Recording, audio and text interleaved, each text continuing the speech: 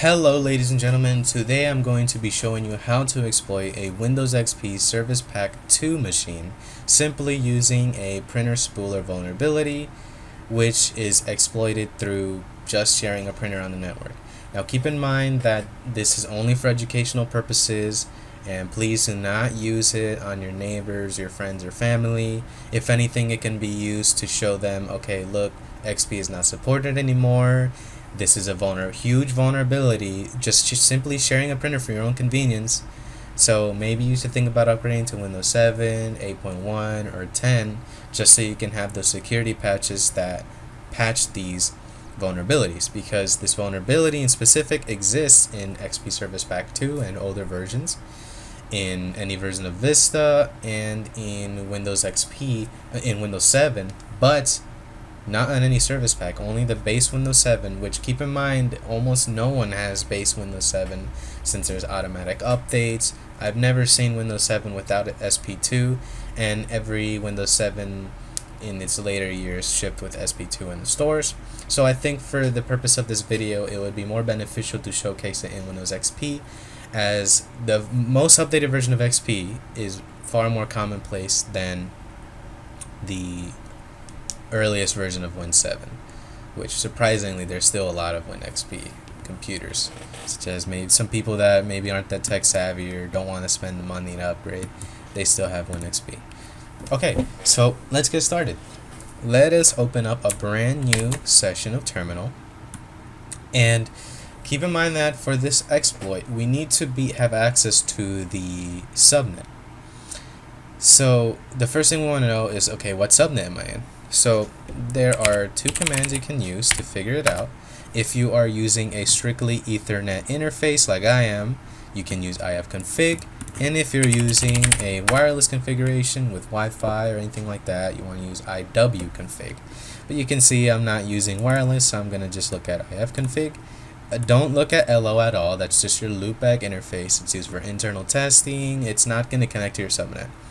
So my area of interest is ETH0, which that is my network card with Ethernet. So the area of interest is iNet. This is your IPv4 address. And then next to it is your net mask. This determines, okay, what subnet am I in? So you can see that the first 3 octets of this net mask is filled with 255. This means that the first 3 octets of your actual IP identifies your network. So that means that your network ID is 192.168.1.0, and if you're using CIDR notation, /24, but /24 is equivalent to this mask here. So now that we know what subnet we're in, we're going to want to start scanning the network to know, okay, what hosts are online, what hosts are available.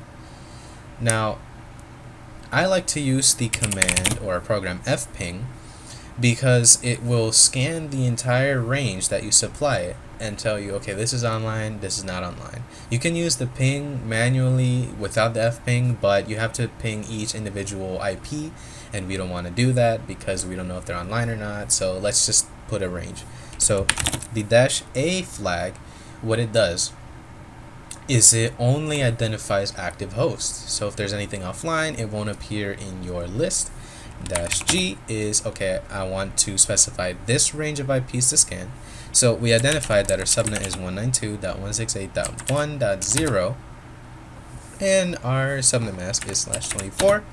And finally, we want to redirect this to a file. But before I do that, I thought it would be more beneficial to actually create a folder. So let's go ahead and make a folder. Let's call it XP printer vulnerabilities. I'm simply doing this so I don't clutter my home directory on here. So go ahead and go to that folder, clear the screen, and let's go ahead and type it again. Our mask. And one last thing that you should do is redirect this to a file so that you can analyze the host and maybe use it for another program that we're going to be using in a short while. So let's just call this something like active host.txt and let it run. It might take a minute, 30 seconds. It depends on your system and your network configuration, but it shouldn't take too long. Okay, and it's finished. So let's go ahead and just ls. So you can do two things with this file. You can either cat it as such, so it'll directly show the IPs on your terminal, or what I usually like to do is I actually like to open up the file. I simply use Vim, which is my favorite text editor on Linux-based systems, and Windows for that matter. I have my own Vim setup on there. So these are the list of IP addresses. We can see that these are the active ones on my net right now. So if you're using Vim, just do a semicolon, or rather colon Q exclamation to quit. And that's all we need, but we already catted it, so we know what's on our list. And now that we know what's online, we can go ahead and scan the network or these hosts for port vulnerabilities. So we're going to be using the program Nmap. And yeah, you can scan a whole network with Nmap, but the thing is that it'll also try to scan for hosts that aren't there, so it'll kind of be like its own ping in its own sense. So I thought it's more beneficial to say, okay, get a list of what's online and just scan that. So we're going to be use a standard TCP scan. That's the -ss command. The -a flag, what it does is it shows, it tries to look for the OS and details, and it's some little details that might help you out figure out, okay, what host actually has the printer on there. So then -v is verbose, so you can see what's going on. And finally, the -il command says, okay, this is the list that I want. So active host.txt is the file that we specified for it. And finally, we also want to redirect this so we can analyze it without having to scroll up on the terminal. Let's just call it netportscan.txt. And you just want to let it run. Don't worry if it's just blinking and you don't see anything. It's because we're redirecting the output to the netportscan.txt. So it probably won't show up on the terminal. Just be patient, and we'll be back when it is done. Okay, now we're back. It appears that our scan has finished, so let me go ahead and type a quick ls. We can see that is our file. I'll cat it instead, because I want to see what exactly is going on. Okay, so we have lots of information here. That's most likely due to the verbose flag that I set. Okay, so you can see it's discovering a bunch of ports here on all these hosts. And the port of interest that we want to exploit is the port 445, and that's what we're going to use to fake the printer spooler. So let's go ahead and start looking through this. Oh, here, this is some information here. This is an Android device. I don't want that. This is definitely not something I can use. Okay. Oh, having some trouble here. Okay. This is probably something like a Chromecast or Smart TV. This is something I'm not looking forward to. So you can see that you can kind of start narrowing down, okay, what's a possible actual computer. So with Nmap, with the -a command, you actually see the OS or a rough estimation. Sometimes it's off, sometimes it's way off, but if it's not even close, like it's not XP or something, it most likely isn't, if it doesn't say Windows at all. So let's keep going. Oh, there's something else here. Microsoft Windows Pocket C. Yeah, I believe this one is my Chromecast, or it might be my Blu-ray player. I'm not sure. Okay, what's this? Oh, this is my Smart TV. Yeah. So sometimes the host names can give you an indication of what it's in there. So actually, when you're naming devices, normally you don't want to do something like this. I'm also susceptible to that, because if maybe you say Win 10 PC or something, automatically you're telling someone, okay, I'm using Windows 10. So, ooh, wow. So this actually successfully identified it. Most of the time that I try it, it usually thinks it's Windows 8.1, but you can see it's Windows 10. Okay, let's go past this. You can see this is port 445 is open, but this is Windows 10, and this exploit has been patched ever since Win 7. service pack 1. So we can see it again. Okay, some more information. Another Android. That's not what we want. This is actually my Windows 10 PC right here. Oh, look at this. 192, look at this. OS details, XP Service 2. This, ding, ding, ding. This is what I want. And to show, sorry, that was kind of dumb. But to show you, this is actually my XP machine. Look at that. Windows Microsoft XP Professional Service Pack 2. There's my IP. I did a little IP config. You can see it's the .192. Well, look at that. Okay. Nmap doing its job. Doesn't usually work out that well for me. It usually thinks it's like Windows Server 2003 or something like that. But hey, we got lucky. That's good stuff. Okay, so now we know what host we have. So let me just keep looking through here to see what it finds. You can see it's another Android, and the reason why I keep looking is because we can't actually tell if it's sharing a printer from here. So you might want to test any other XP machines. So if you know that there's a printer being shared, you can just kind of look around. And this, what is this? Oh, I was trying. Okay, DSL device. So that's probably going to be the gateway, which in my case it actually is. So that's interesting. Okay, so now that we know this is our XP machine, right? Where was it? Right here. Okay, so you want to copy down this IP address. So in our case, let me just type in gedit. It's just standard text editor. Let me just keep it in there for our records. Okay, and finally, one last thing, just for me, let's say there was multiple XP machines. Again, you'd have to try each one. For me, I can kind of cheat a little. Like if you had a Windows computer, you can go ahead and just kind of type in the, actually it should just pop up on the network. Yeah, I believe it's this computer right there. Yep, right there, ePrinter. So you can see that there's a printer being shared.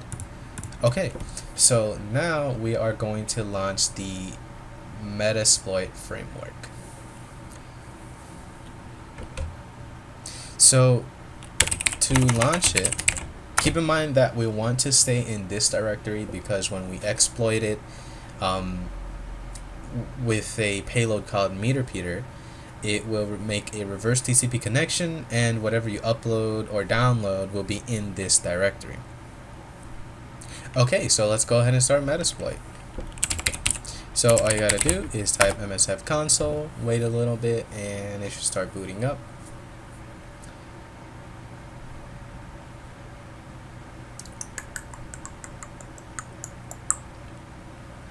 Yeah, it always has some really cheesy graphic here, ASCII graphic.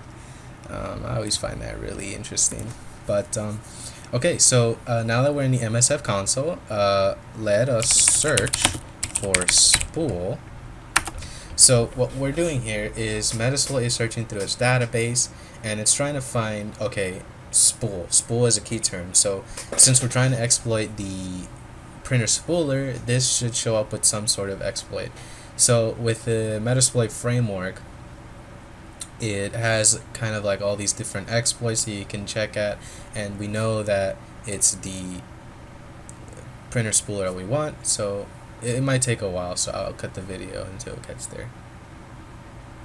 Okay, so we're back, and we can see that we have a matching module here, and the rank is excellent, and you can see it's Microsoft Printer Spooler Service Impersonation Vulnerability. Perfect. And you want to go ahead and copy this, because Metasploit wants to know where is the exploit. So let's go ahead and use, since in Linux, Control-C, Control-V, that kind of stuff, that's like, that uses keyboard interrupts, you want to use Control-Shift-V to paste. Okay. And now we see here that we are using the spools exploit. So if you go ahead and type show options, we can see what's going on. Okay, we're using this exploit. It's excellent on the description. Whoops, I was just looking up, sorry about that. Okay, so there's a couple parameters here. You can have a printer name, which is not required, but honestly, it might help. So if you have access to that, you can. So me in particular, because I was on Windows, whoops, okay, I'm gonna have to wait for that to load again. But you can also have the remote host. This is the target address, and as I said earlier, 445 is the target port. So you want to leave that alone. So let's set the remote host IP. And where did I put that? Right here. Okay, so that's our host. So if you do another show options, you can see I have currently set my R host. So again, you don't need the printer name for this to work, but I believe it does help a little bit. And you can, oh god, and you can see right here that this is the printer name that we want. So you can ahead say pname what was it a capital? Yeah, it was printer. Alright, so options. Now this is simply an exploit. What we want now is to input a payload, because if you exploit something without doing anything, there was really no point. So the payload that we're going to use is meter-peter, which it will send a reverse TCP, meaning whatever we've exploited, it will connect a session to us, and we will now have a shell session to them. So we simply do a set payload, not use. Use is a completely different ball game, and you'll end up messing it up. You want to set payload. The exploit you use, payload you set. Okay, so we want to use Windows meter-peter reverse TCP. Show options, and you can see there's a few new options that pop up. L host. This is the host. This is our own host. So I forgot the IP for ours, but that's okay. You can just simply do the ifconfig again, and here is my IP. Go ahead, copy that. Set L host. Boom. Show options. All right. So all you want to do from here is double check all your settings and make sure everything's set up. And now, the moment of truth.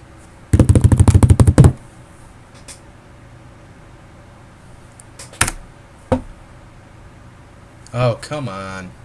Okay, well, that was really embarrassing. Since I'm using a virtual machine for my XP, I completely forgot to enable the USB device. So if you go over here, right there, my printer, I forgot to enable that, so it was never able to connect to it. So what I did is I just kind of went back to where we were, and finally, just the moment of truth.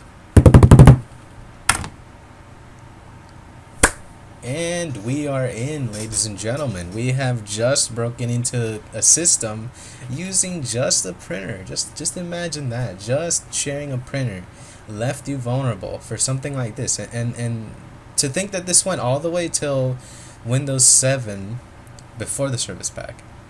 That's insane to me. Okay, so one really cool thing you can do once you exploit is, let's say this guy is just browsing the internet. So I just went to this standard website. It's actually used a lot for educational purposes.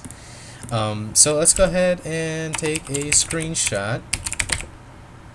So you're gonna see here that is saved to root. That's because I forgot to navigate back to the folder we were in, but that's okay. Let's just find that screenshot. So we know that is tbz. .jpg, which one is that one right here? Boom, look at that. We just took a screenshot of what that XP user was doing. That's pretty insane if you think about it. So what I really love doing is creating a file and then uploading it to the user. So if you type help, you can see all these different commands, all these little commands you can use. So you can look at sessions. Well, this one is for meter-peter itself, and then these are system file commands, so you can actually snoop around. You got your upload, all that good stuff. So what I'm gonna do is I'm just gonna type. What I'm gonna do is I'm going to navigate through this computer. So what I did was ls, and that looked like a mistake because I just wanted to see exactly what directory I'm in. So let's see what that was, or rather what's in it. I could have just used bwd, and so I can see we're in system 32. So I know that I can go back one, and you can see that I'm in Windows. So you can see that even though we're accessing a Windows machine, Linux-based commands work on this fine. Okay, so we're in the Windows directory. We want to go to the documents and settings because I want to deposit something to their desktop. So let us do a quick cd documents and settings. Okay, and then let's do a quick ls. We want to go to Carlos. That's me. That's my user on XP. So let's go there. What's in here? Let's go to desktop. Okay, so this is where you can upload something. So let me go ahead and open up one of these. So let's call this "You have been hacked.txt." Keep in mind you can use any text editor, gedit, with LeafPad, which is the same thing, and Nano if you want another text base inside here. Oh, looks like I already had a text file like that, so instead of creating a new one, it just opened up. So I was just telling the user, you've been hacked. Check your sharing settings next time, because actually this can be somewhat prevented with if you set it up correctly, the sharing. Or just upgrade to Windows 10 because it'll be patched. So let's just quit this, and what you can do is, wrong one, upload you've been hacked.txt. Woohoo! Look at that, ladies and gentlemen. So if we are the user, let us check that. Boom, you've been hacked. Oh my gosh. Well, it kind of pops up a little weird, but you can see that it goes through. So look at that, guys. We are able to traverse through their system. We can even elevate ourselves as admin. We have full access to their system, and we can snoop around, do whatever we want. So this is a really serious vulnerability that affects all XP machines that are sharing printers. So please advise anyone to upgrade or something like that, or don't share printers in that sense. Okay, so that concludes this video.